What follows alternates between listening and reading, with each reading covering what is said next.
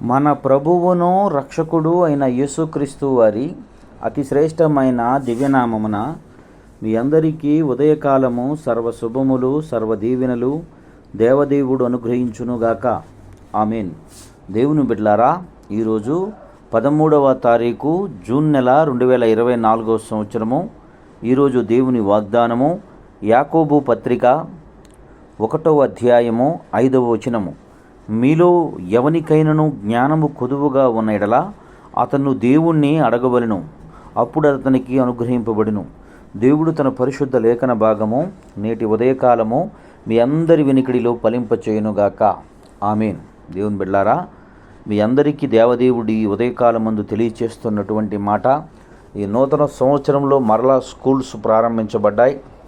మరలా స్కూల్స్కి బయలుదేరుతున్నటువంటి మీతో దేవదేవుడి ఉదయకాలమందు మాట్లాడుతున్నటువంటి మాట, మీకు ఈ సంవత్సరములకు అవసరమైనవి, అక్కరమైనవి.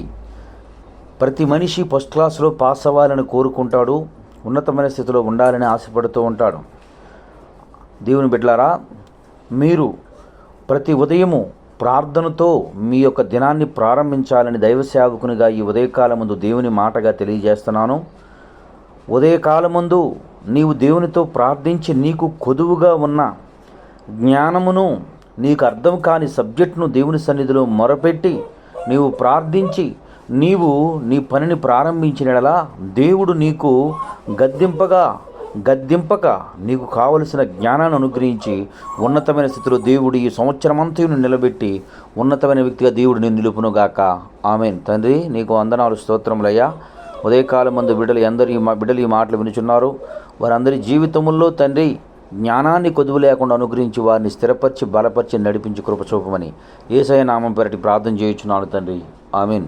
తండ్రి అయిన దేవుని ప్రేమయు, కుమారుడైన యేసుక్రీస్తు వారి కృపయు, పరిశుద్ధాత్మ తండ్రి అన్యోన్య సహవాసం ఇప్పుడును ఎల్లప్పుడూ సన్నిధితో సదాకాలం తోడైండి ఎంబడించి నడిపించును గాక.